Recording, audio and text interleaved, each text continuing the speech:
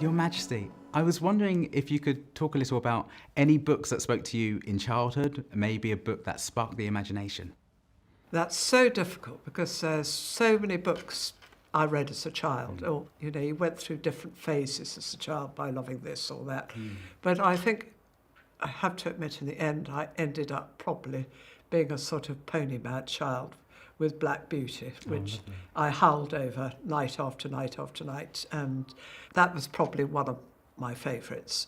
And then you probably, because you're far too young, we had all these wonderful old-fashioned adventures, wonderful children's stories. And you go on the adventures yourself as a child, Swiss Family Robinson. My sister and brother and I, we always used to go off and camp and pretend we were, stranded with just our animals for company. And it takes you into a sort of multitude of different worlds. Yeah, I think it is so special when you find those books that allow you to escape. Like I used to love the Ladybird fairy tales. Oh yes, they were and lovely. They had gorgeous illustrations and they were a little bit scary. Did you ever try the Grimm's fairy tale? Yeah. They were seriously scary. I remember going to bed at night and having, quite bad dreams about them. Well, they don't hold back, do they? No, they don't hold back. And I think children appreciate But that. I think, people, I think as children, half of you wants to be scared. You want to. You don't want to be scared too much, but it's that sort of fristle, isn't there? Of just being a little bit frightened. Well, books are a safe space, aren't they? Where you can be a little bit scared and it's okay. You can close the covers, get under your duvet. And Exactly, sort of peek out of the top. Yeah. Well, what were your favourite books? My favourite, well, I actually have one of them here. Oh, do you? Yeah, I was like really thinking about this. What was one of my favourite books? Because there's so many. But I remember my reception teacher reading There Was an Old Lady Who Swallowed a Fly. I don't know why she swallowed a fly, perhaps she'll die. Yeah, and I remember being completely delighted. And it's, the wonderful illustrations, which are by Pam Adams, but also the die cut, the holes in the book. Oh, you had the holes there. Yeah, you saw exactly where the poor old fly just swallows larger and larger animals. Larger and larger animals. But I adored that, and I think because it was a little bit silly. Yeah. It felt a little bit naughty. But yeah, I have very fond memories of my reception teacher sort of telling us that story again and again. No, it's lovely to have the memories, isn't it? And would you be able to tell us a little bit, Your Majesty, about your experience reading to your grandchildren and why reading together is such a wonderful bonding experience? I mean, it was just a wonderful way of getting to know them, as you say, bonding, sitting on the end of their bed and just reading. We took it in turns to find our favourite stories. And what's lovely, it's really got them reading. I mean, properly reading. They are bookworms now. It's so lovely. If I go and see them, I find them tucked up in bed, with a book and saying, "Please don't turn off the light. I've got to finish this chapter." So, and I think it's something that if it's instilled in you at a very young age, you never forget it. Yeah.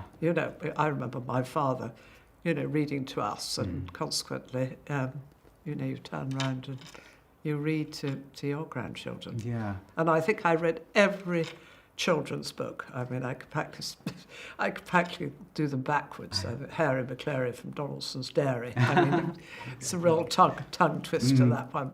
I do often hear from parents saying, my child's made me read your book 15 times. And it's like, oh, I'm sorry. That's very nice. Lovely. At that age, they want to go back to the beginning. Yeah. You start again, and then they want it read 3 or 4 times a night. Yeah.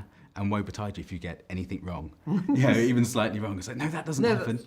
It is really nice when you see the pure enjoyment that children are getting out of reading. And, if you get that at a very early age, it's going to help you so much in future life, because the earlier you read, the more you're going to understand. The more books you read, the more you're going to understand about different places, different cultures.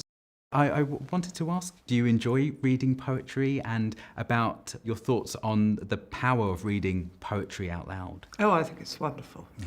There's 100 years back when I was at school, we had to learn things by heart. And then you think, oh, goodness, I could never recite them now. But little things you've learned as a child that you think are long gone and forgotten. And they suddenly sort of pop up. And suddenly these little verses come back to you again. And I love reading poetry, but if you read it out loud, it takes on a different dimension. You read it out loud and you get the sort of, I love the sort of rhythm that goes with poetry. I love feeling you're being taken along by a poem, that you're almost in it. Yeah. And I think as a child, you learn so much from poetry because, sort of lines that go together, they sort of sink into your brain. Yeah, they sort of come in by the back door, don't they? And before you know it, you've learnt it. I do love that aspect of poetry, that kids are just brought to life by it because it becomes this almost like round the fire experience. And that's one of the reasons behind doing the poetry prompts as part of my laureateship tenure. So every Monday we release a video to get kids writing, and I get kids saying to me, oh God, we wrote this poem and we've written this poem, and they have their display boards up in the classroom. Because often writing, I think for many children, can be quite a scary prospect. And so if we can just try and enable them to see that actually putting pen to paper doesn't have to be that scary. And I feel very passionately about letting kids know that they are writers too. Because once they realise that they are writers, then it gives them a new appreciation of the printed word, because their voices are valid, and they start to explore and discover the voices of others. But I think with poetry too, to get children writing poetry early is wonderful, because to get them to be able to get the rhyming, getting the rhythm of poetry, it also gets them thinking in a different way, doesn't it? Yeah, well, they do it automatically already, kind of in the playground. Yeah, they have the wonderful kind of rhymes and ditties that they come up with, using lots of words that start with the same letter. And as soon as they do it, if I'm in a classroom scenario, I say, that's alliteration. And you can see the pride on their face, like, oh, it's a big word, and I've done that. But how did you get started as a poet? For me, it was Jean Binta Breeze, who was a wonderful, sadly departed poet from the Caribbean. And she visited my school, and she sat on our school stage, and she read this beautiful poem about the softest touch. And I remember my whole class being completely awed into silence and just thinking, I want to do that. Oh, that's really lovely, isn't it? Were you taught poetry at school? We were taught to analyse it, but there were very few opportunities to do any creative writing or to write poetry. And that's why I think it's so important that teachers get time to just write some poems with the kids in the class. And again, doing these things, learning poetry, it gives some confidence. If somebody can actually learn a poem and stand up in front of an audience and recite it, I mean, you're halfway there, aren't you? Yeah, and that skill's for life, isn't it?